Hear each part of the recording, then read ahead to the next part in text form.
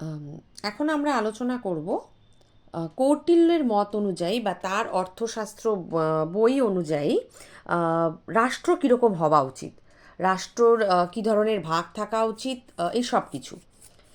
কৌটিল্য রাষ্ট্রশাসন সম্পর্কে বিভিন্ন ধরনের নিয়ম নীতি তুলে ধরেছেন, যে এরকম হতে হবে রাষ্ট্রকে, এরকম হতে হবে রাজাকে, প্রজাকেও কীরকম হতে হবে। যদি আমরা গণতন্ত্র চাই তাহলে রাজাকে কেমন হতে হবে, যদি আমরা রাজতন্ত্র চাই তাহলে রাজা কেমন হতে হবে। রাজতন্ত্র গণতন্ত্রের ক্ষেত্রে রাজার নিয়ম কানুন যেমন আলাদা, রাজার কর্তব্য যেমন আলাদা হবে, ঠিক একই রকমভাবে প্রজাদের কর্তব্য কিন্তু পৃথক পৃথক হবে। আজ থেকে প্রায় ৩০০ বছর আগে মৌর্য যুগে কৌটিল্য তার অর্থশাস্ত্রে রাষ্ট্রনীতির উল্লেখ করেছেন। সকল যুগের সকল রাষ্ট্রের জন্যই অর্থশাস্ত্র একটি প্রাসঙ্গিক রাষ্ট্রনীতি বিষয়ক গ্রন্থ। তিনি বলেছেন, রাষ্ট্রের প্রয়োজনের ভিত্তিতে রাষ্ট্রনীতি নির্ধারিত হবে, মানে যখন যেরকম রাষ্ট্র হবে সেই অনুযায়ী রাষ্ট্রনীতি পরিবর্তিত হবে। তিনি এমন এক রাষ্ট্রের স্বপ্ন দেখেছিলেন যেখানে রাজার ক্ষমতা হবে অসীম, সমাজ অর্থনীতি আদর্শ হবে ভীষণ উন্নত। সেই কারণে তিনি রাষ্ট্রের বিভিন্ন রকমের অঙ্গের কথা বা অংশের কথা তুলে ধরেছেন। জীবদেহে যেমন ধরো মাথা থাকে সবচেয়ে প্রধান, তারপর ধরো 2 হাত থাকে, তারপর 2 পা, এদের পরবর্তীতে শরীরের ভেতরের বিভিন্ন অঙ্গ প্রত্যঙ্গগুলোও কিন্তু রয়েছে। যেমন হার্ট থাকতে হবে, হৃদয় থাকতে হবে, যেমন তোমার ধরো কিডনি থাকতে হবে, বৃক্ক থাকতে হবে, প্রতিটা জিনিসেরই আলাদা আলাদা কাজ রয়েছে। তো কৌটিল্য রাষ্ট্রের ক্ষেত্রেও সেই ধরনের কাজগুলোর কথাই বলেছেন, যে এক একটা অংশ এক একটা অঙ্গের মতো। তিনি 7টি অঙ্গের কথা বলেছেন। প্রথম হচ্ছে স্বামী, মানে রাজা। দ্বিতীয়ত অমাত্য, মানে আমলা গোষ্ঠী বা মন্ত্রীরা। মন্ত্রীদেরকে ছাড়া তো রাজা চলতে পারবেন না, রাজার পক্ষে সব দিক দেখাশোনা করা সম্ভব নয়। ফলে রাজার সাথে আমাত্য, মানে আমলা গোষ্ঠী বা মন্ত্রীদের থাকতে হবে। রাজার একটি পুর বা দুর্গ থাকতে হবে, দুর্গ থাকলেই তবে সেটি সুরক্ষিত রাজধানী হবে। জনপদ থাকতে হবে অবশ্যই, না হলে প্রজারা থাকবে কোথায়। কোষ, মানে অর্থ ভাণ্ডার থাকতে হবে, যেখানে প্রচুর অর্থ থাকবে রাজাদের বা জনগণের। দণ্ড, মানে শাস্তি বিধান সম্পর্কে রাজা ভীষণ সঠিক হবেন এবং ন্যায়পরায়ণ হবেন। মিত্র, রাজার বন্ধু রাষ্ট্রের সঙ্গে বন্ধুত্বের সম্পর্ক থাকতে হবে। রাষ্ট্রের বিভিন্ন অঙ্গ সম্পর্কিত কৌটিল্যের এই তত্ত্বকে, মানে এই যে স্বামী, অমাত্য, পুর, জনপদ, কোষ, দণ্ড, মিত্র, এই সব কটাকে একত্রে বলা হয় সপ্তাঙ্গ তত্ত্ব। কৌটিল্যের মতে রাষ্ট্র পরিচালনার ক্ষেত্রে 7টি অঙ্গের পৃথক পৃথক কাজ রয়েছে এবং সবকটাই ভীষণ গুরুত্বপূর্ণ কাজ। এ তো গেল রাজার বা রাষ্ট্রের অংশ। এবার রাষ্ট্রের আয়তন কেমন হবে। বেশিরভাগ ঐতিহাসিক বলেন অর্থশাস্ত্রে সেরকমভাবে আকৃতি কীরকম হবে রাষ্ট্রের কৌটিল্য আলোচনা করেননি, কিন্তু তাও মনে হয় যে কৌটিল্য বড় বা বৃহদায়তন রাষ্ট্রেরই পক্ষপাতী ছিলেন। কারণ তিনি রাজ্য জয়, রাজ্যের সম্প্রসারণ বিষয়ে রাজাকে পরামর্শ দিতেন। ফলে যত রাজা রাজ্য জয় করবে তার রাষ্ট্রের আকৃতি বাড়বে, তার মানে রাষ্ট্র বৃহদায়তন হবে বা বড় আকৃতিরই হবে। বৃহদায়তন রাষ্ট্রে বেশি রাজস্ব আদায় হবে, রাজকোষের আয় বাড়বে, রাজার ক্ষমতা বাড়বে। অনেকে অবশ্য বলেন কৌটিল্য বৃহদায়তন রাষ্ট্রের সমর্থক ছিলেন না, তিনি সুশাসিত এবং জনকল্যাণমূলক রাষ্ট্রের কথা বলেছেন, যেটা বৃহদায়তন রাষ্ট্রে সম্ভব নয়। সাম্রাজ্যবাদ, প্রজা কল্যাণ সব দিকের জন্যই রাষ্ট্রের আয়তন নিয়ে কৌটিল্য চিন্তাভাবনা করেছেন। কৌটিল্য ভীষণভাবে ধর্মনিরপেক্ষ একজন রাজার কথা বা রাষ্ট্রের কথা বলেছেন। শাসন কার্যে পুরোহিতদের তিনি গুরুত্বহীন বলেই প্রমাণ করেছেন।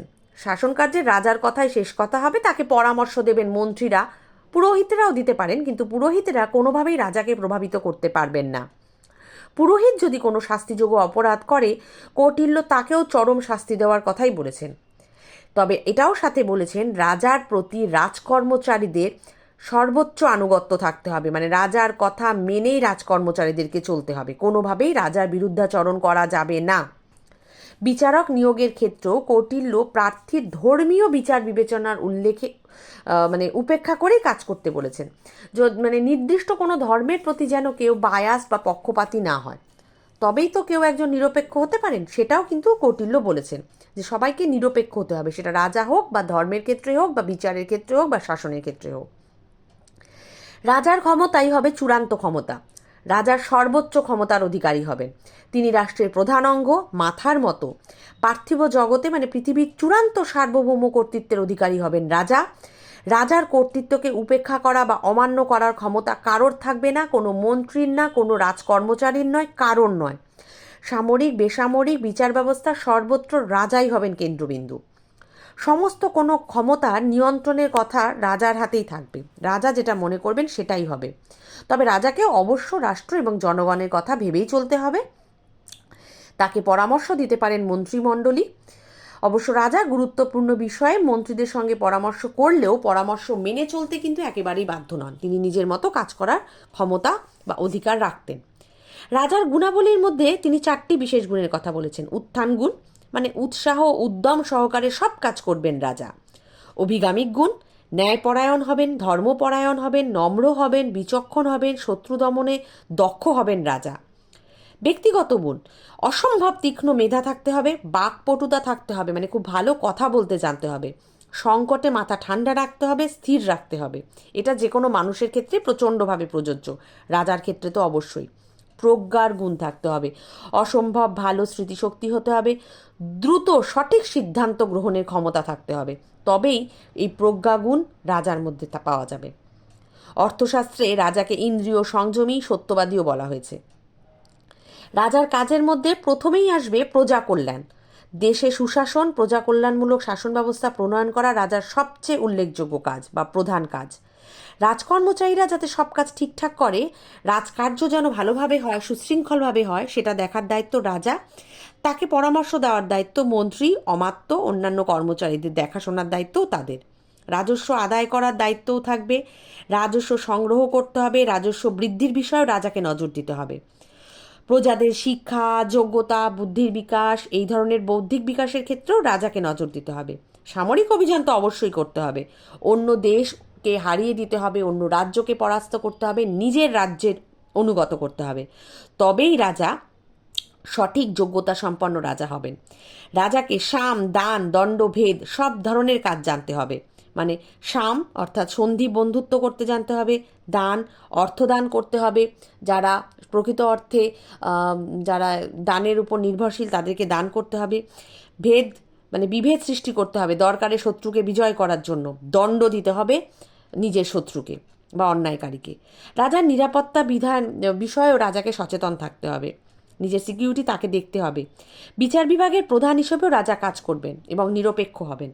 পুরোহিত যোগ্যতা দেখে রাজা নিয়োগ করবেন। গুপ্তচর নিয়োগ করতে হবে, যাতে হচ্ছে প্রজাদের সম্পর্কে বা মন্ত্রী আমলাদের সম্পর্কে রাজা সব তথ্য সঠিকভাবে পেতে পারেন। মন্ত্রী পরিষদকেও নিযুক্ত করবেন রাজা। রাজাকে সাহায্যের জন্য সচিব, আমাত্য, উপদেষ্টা, মন্ত্রী এরকম বিভিন্ন পদাধিকারী তা থাকবেন। বিশ্বাসযোগ্য মানুষেরাই মন্ত্রী বা মন্ত্রিসভার সদস্য হতে পারবেন। স্বদেশে যারা জন্ম হবে, মানে যে রাজার রাজ্যে তাদের জন্ম, সেই মানুষেরাই মন্ত্রী হতে পারবেন। বিশ্বাসযোগ্য হতে হবে, শিক্ষিত হতে হবে, তাত্ত্বিক বাস্তব বুদ্ধি থাকতে হবে, অভিজ্ঞ হবেন, শক্তিধর হবেন। প্রলোভন মানে লোভ দেখলেই যেন অন্যদিকে না চলে যান, প্রলোভনের উপর নিয়ন্ত্রণ থাকতে হবে। এই ধরনের মানুষেরাই রাজার ঘনিষ্ঠ মন্ত্রী হতে পারবেন। আমলাতান্ত্রিক হতে হবে রাষ্ট্রকে, মানে বিভিন্ন দিক দেখাশোনার জন্য বড় বড় পদ থাকবে, সেগুলো রাজকর্মচারীরা দখল করবে এবং কাজ করবে। রাজকর্মচারীরাও কিন্তু স্বেচ্ছাচারী হতে পারবেন না, রাজার মতামত অনুযায়ী রাজকর্মচারীদের কাজ করতে হবে। প্রজা কল্যাণ রাজার সবচেয়ে গুরুত্বপূর্ণ কাজ। রাজা কখনোই স্বেচ্ছাচারী হবেন না। তার মতে প্রজার সুখেই রাজার সুখ, প্রজার হিতেই রাজার হিত। রাষ্ট্রই প্রজাদের একমাত্র রক্ষাকর্তা। আর রাষ্ট্রের প্রধান যেহেতু রাজা, ফলে রাজারই সবচেয়ে বড় দায়িত্ব প্রজাদেরকে দেখে শুনে রাখা। কৌটিল্যের প্রজা কল্যাণকামী রাষ্ট্রের ধারণাকে কেউ কেউ যোগক্ষেম নামেও বলে থাকেন। কৌটিল্যের মতে রাষ্ট্র দুটি উপায়ে প্রজা কল্যাণের কাজ করতে পারে। দুর্গতদের কল্যাণ করতে পারবে, যখন ধরো মহামারী হচ্ছে, বিপদ হচ্ছে, প্রাকৃতিক বিপর্যয়, তখন রাষ্ট্রের তরফ থেকে প্রজাদেরকে ত্রাণ দেওয়া হবে, সাহায্য দেওয়া হবে। আবার সবসময় সর্বসাধারণের কল্যাণের জন্য রাজা প্রতিনিয়তই বিভিন্ন ধরনের উন্নয়নমূলক কাজ করবে, অসাধু ব্যবসায়ীদের শাস্তি দেবে, সাধারণ মানুষকে রক্ষা করবে, সমাজ কল্যাণ করবে। এই সব কাজই হচ্ছে রাজার কাজ। ভূমির ব্যবহার দেখতে হবে, কেউ যেন অসৎ উপায়ে ভূমি দখল করে না থাকে, বা যে জমিগুলো রাজার বা রাষ্ট্রের অন্তর্গত আছে সেখান থেকে যেন সঠিক হারে রাজস্ব আসে, সঠিক সময় যেন বীজ বপন করতে পারে কৃষকেরা, ফসল কাটা পর্যন্ত যেন কৃষকদেরকে সরকারি সাহায্য করতে পারে রাজা এবং রাষ্ট্র, সেগুলোও সব দেখাশোনা করতে হবে। রাষ্ট্রকে রক্ষা করার জন্য বিভিন্ন দুর্গ ভালো ভালো নগর, উন্নত মানের ব্যবস্থা রাখতে হবে, যাতে বৈদেশিক আক্রমণ থেকে রাষ্ট্রকে রক্ষা করা যায়। কৌটিল্য 4 ধরনের দুর্গের কথা বলেছেন: পার্বত্য দুর্গ মানে পাহাড় ঘেরা, অরণ্য দুর্গ, বন দিয়ে ঘেরা জলদুর্গ, সমুদ্র বা নদীর মাঝখানে তৈরি করা দুর্গ, মরু দুর্গ মানে মরুভূমির মাঝখানে তৈরি করা দুর্গ। সব কিছু দিয়েই যেন শহর বা নগর বা রাষ্ট্র ঘেরা থাকে, যাতে সহজে বাইরে থেকে কেউ আক্রমণ না করতে পারে। নগরগুলির মধ্যে বাজার যেন থাকে, মানে যাতে বাইরে থেকে আক্রমণ হলেও দুর্গের অভ্যন্তরস্থ জায়গায় যেন প্রতিদিনকার প্রয়োজনীয় জিনিসপত্র প্রজারা কিনতে পারে। উপনিবেশ তো বিস্তার করতেই হবে। রাজা যত রাজ্য জয় করবে তত তার উপনিবেশ বৃদ্ধি পাবে, যার ফলে রাষ্ট্রের আয় বৃদ্ধি পাবে, রাজস্ব আদায় বৃদ্ধি পাবে। রাজা অবশ্যই সাম্রাজ্যবাদী হবে, যোদ্ধা হবে, যাতে রাজার শক্তির কথা, তার সামরিক প্রতিভার কথা বিভিন্ন দেশে দেশে ছড়িয়ে পড়ে। আত্মনির্ভরশীল হতে হবে অবশ্যই। নিজের রাষ্ট্রের মধ্যে বা রাজ্যের মধ্যেই যেন বাণিজ্য শিল্প বিকাশের একটা পন্থা রাজা ব্যবস্থা করে রাখতে পারেন। সেগুলো দেখাও রাজার দায়িত্ব এবং রাষ্ট্রের দায়িত্ব। এবং এই যে ব্যবসা হবে, শিল্প হবে, সেখান থেকে শুল্ক আসবে, ট্যাক্স আসবে, যেটা রাজা পাবেন। একটা ভাগ অবশ্যই রাজা পাবেন। যদি কেউ শুল্ক না দেয়, ট্যাক্স না দেয়, তাকে আদায় করাটাও রাজা তার কর্মচারীদের মাধ্যমে করে থাকবেন। আর সবচেয়ে বড় গুরুত্বপূর্ণ জিনিস যেটা, যে কৌটিল্যের মতে সমাজ ব্যবস্থা হবে উদার এবং উন্মুক্ত। সমাজে সমান সুযোগ সুবিধা থাকতে হবে, আর সেই সমান সুযোগ সুবিধা দেখার দায়িত্ব অবশ্যই রাষ্ট্রের এবং রাজার। মানুষের জন্যই রাষ্ট্র, সেই কারণে মানুষের ভালো মন্দ দেখাশোনার দায়িত্ব অবশ্যই রাজার এবং রাষ্ট্র। দাসদের প্রতি সদয় ব্যবহার ভালো রাখতে হবে। সামাজিক শোষণ, পুরুষের নিষ্ঠুর ব্যবহারের কারণে যাতে সমাজের নারীরা অসহায় না হয়ে পড়ে, সেদিকে দেখাশোনা করার দায়িত্বও কিন্তু রাজা এবং রাষ্ট্রের। বলা যায় প্রাচীন ভারতের রাষ্ট্রনীতি সবচেয়ে বেশি গুরুত্বপূর্ণ এবং নির্ভরযোগ্য গ্রন্থ হলো কৌটিল্যের অর্থশাস্ত্র। এই বই থেকেই সেই সময়কার প্রাচীনকালের রাষ্ট্রনীতি, রাজার কর্তব্য সব কিছু জানা যায়। এই কারণেই ইতিহাসে ম্যাকিয়াভেলির যা স্থান, ইতালির ম্যাকিয়াভেলির যে স্থান রয়েছে, ভারতের রাষ্ট্রনীতিতে, রাজনীতিতে, কূটনীতিতে কৌটিল্যের স্থানও সে একই রকম। সেই কারণেই কৌটিল্যকে ভারতবর্ষে ম্যাকিয়াভেলি বলা হয়।